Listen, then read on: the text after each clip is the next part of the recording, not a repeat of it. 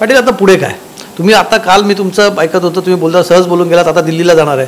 खरंच तुम्ही दिल्लीला जाणार आहात? हो, दिल्लीला जाणार आहे, पण दिल्लीचा विषय काही वेगळाच भरडीत येत. म्हणजे काय वेगळा प्लॅन आहे? नाही, वेगळंच भरडीत येतो ग. काय झालं दादा, माझ्या राजानं अटके पार झेंडे लावले. अन्यायाविरुद्ध, अत्याचाराविरुद्ध एक मोठा संग्राम केला.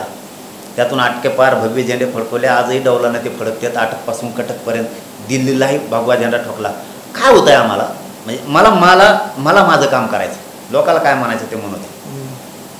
एखाद्याचा मुलगा बॉर्डरवर असतो, लांब असतो, कुठं गेलेला असतो, 10 वर्षांनी 5 वर्षांनी भेटले ना, असं आलिंगन घालून कडकडून मिठा मारते ते एकमेकाला. खूप आनंद असतो. आम्ही लई दिवसांना भेटलो तर आम्ही कसं आल्या तुम्हाला मिठी मारली कडकडून. हे परंपरा, ही भावना आहे माणुसकीची. खूप वर्ष झाले, आम्ही दशकं झाले.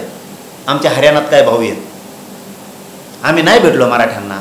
आमचे सख्खे भाऊ आहेत, सख्खे चुलत भाऊ आहेत. आम्ही लढायला तिकडे गेलो होतो. आमच्यातला एक घरातला प्रत्येकजण महाराष्ट्रातला तिथं थांबले. राजस्थान, मध्य प्रदेश, गुजरात, उत्तर प्रदेश, बिहार, दिल्ली, कर्नाटक, तेलंगणा, आंध्रा, इकडं तामिळनाडूपर्यंत मराठी लई आहेत. आम्ही भेटत नाहीत हो कधी एकमेकाला. हरियाणात पण मराठी रोड मराठी हरियाणा. आपण एक दिवस आपल्या राजाचे पाय जिथं लागले, ती भूमी पवित्र झाली, ती बघितली पाहिजे. का बघितली पाहिजे म्हणतो मी, काही नाही मुंबई बघितली नाही, आपण बघितली पाहिजे. लोकांनी विचारायला लागतं, हो एस टी कुठं जाती, आमच्या अधिकाऱ्याचं कोणचा कक्ष आहे, मला इकडं जायचं. अरे आपण स्वतःच्याच बुद्धीनं चालायचं. आता लोकांच्या बुद्धीनं आपलं कधीच कल्याण होणार नाही. दिल्लीत जाऊन काय आंदोलन करणार आहात की काय? एक दिवसाचं अधिवेशन देशातल्या मराठ्यांचं घेतोय, पण असलं अधिवेशन पुन्हा होणार नाही, हे पण बघा. तो कधी करणार आहेत पाटील दिल्लीचं? त्याची तारीख आम्ही थोड्या दिवसात डिक्लेअर करतो, कारण लई लोक जाणार आहेत, पोरही लई जाणार आहेत. काय असतं, एखादा शेतकरी दुसऱ्या देशात जातो, हे व्यावसायिक कारखानदार दुसऱ्या देशात बघून येते, त्यांची उसं कशी आहेत, उत्पन्न कसं आहे, तेव्हा हे बदल करते. तसं आपण बघितलं पाहिजे, तिकडचं प्रगती कशी, तिकडची शेती कशी, ते बांधवांचं दळणवळण कसं आहे, व्यवसाय कसे आहेत, शेत्या कशा आहेत, आपण इकडं ते करतो. आपल्यात परिवर्तन होत जातं, आपण हुशार होत जातो, प्रवाहाप्रमाणे वागायला सुरुवात करतो. आपण ते नोकऱ्याला कसे लागले, पास कसे झाले, हे आपण बघितलं पाहिजे. आपल्या भावाला आणि आपला दिल्लीचा ध्वज कुठं फडकवला होता, जो डौलाने तेजस्वी फडकवतोय, तो बघायचा. सगळ्या प्रत्यक्ष इतिहास सांगायचा, आपण ऐकायचा, सांगणारा एकट्यालाच माहीत.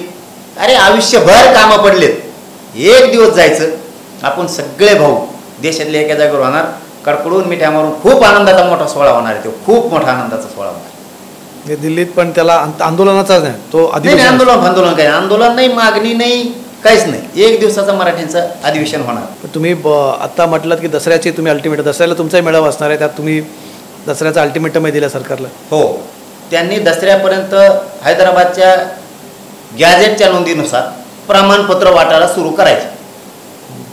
नसतात दसऱ्याच्या नंतर आम्ही भूमिका घेणार आंदोलन, मग मात्र आंदोलन थांबणार नाही. संयम आमचा संपला. 2 वर्ष संयमानं चालतोय, संयम आमचा संपला. आणि मग तिथून पुढे तुम्हाला कळत मराठी म्हणजे काय, आंदोलन म्हणजे काय. आणि ती वेळ मला 100% सांगतो मी, जी 24 विखे साहेब येऊ देणार नाहीत. 100% मराठ्यांची मनच जिंकणार ती. आपले शिंदे साहेब सुद्धा येऊ देणार नाहीत, आणि फडणवीस साहेब सुद्धा ती वेळ येऊ देणार नाहीत.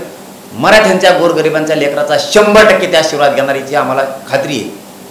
नाही केलं, सामना आपल्या संघ आहे. एक मगाशी विषय राहून गेला, त्याबद्दल बोलायचं नव्हतं. महत्त्वाचा विषय, एक ओबीसीचे आणखी एक नेते आहेत लक्ष्मण हाके, त्यांनी परवा एक विधान केलं होतं की जर आता ओबीसी आणि मराठा समाज ओबीसीत येणार असेल तर यांच्यामध्ये सुद्धा एक प्रकारे रोटीबेटी व्यवहार व्हायला हवा. त्या वाक्यानंतर प्रचंड गदारोळ बघायला मिळेल. त्यात तुमची भूमिका काय? मी नाही मोजत त्याला, मोजित नाही गिनीत नाही, ते काय नेते ते नाही. आपण कोणाला महत्त्व द्यायचं, कोणाला नाही, आपल्याला चांगलं माहिती आहे. कारण जेव्हा आपण विरोधक मानतो ना, आपण आणखीन विरोधक मानलेला नाही. त्या दिवशी नीटच करतो. असले बोल घेवडे बोलत नसतो. मग याव करीन आणि त्याव करीन, जे करायचं म्हणतो ना ते ठासून करतो. पुन्हा मागं सरकत नाही, ठेवत नाही मी कोणाचा. लग्नाबाबत त्याच्यावर बोललो मी त्याला, काय त्याच्यावर त्यावेळेसच सांगितलं आम्ही. त्याच्यामुळे त्याच्यावर काय डबल बोलून काय महत्त्व द्यायची काही गरज नाही. कारण आम्ही जशी आमची लेखबाळ तशी सगळ्या जातीची लेखबाळ करतो.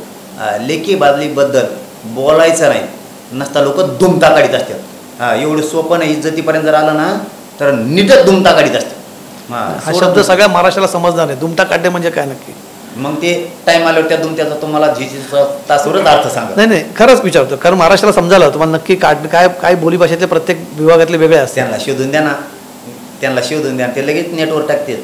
दुमता म्हणजे काय? मी एक शब्द मागा अमुक बोललो होतो, ते 15 दिवस टाकत होते इंटरनेटवर. याला काय म्हणतात, याला काय म्हणतात. बेजार झाले ते पुस्तकं उचकून ते करून मग 15 दिवसांनी त्यांना कळलं याला अमुक म्हणतात, याला म्हणले जाऊन ते. तसं सगळंच थांबू, ज्याला बोलायचं त्याला कळतंय. ठीक आहे पाटील, आज तुम्ही आम्हाला अंतराली सराटीमध्ये तुम्ही बोलून ही आपण एक सविस्तर मुलाखत दिली आणि तुमची पुढची भूमिकाही सांगितली. टू द पॉईंटमध्ये आज मनोज जरांगे पाटील आपण आलात. आपले खूप खूप आभार दादा. धन्यवाद. आणि तुमच्या अंतरवालीत लय स्वागत मनापासून गावकऱ्याच्या वतीने. धन्यवाद.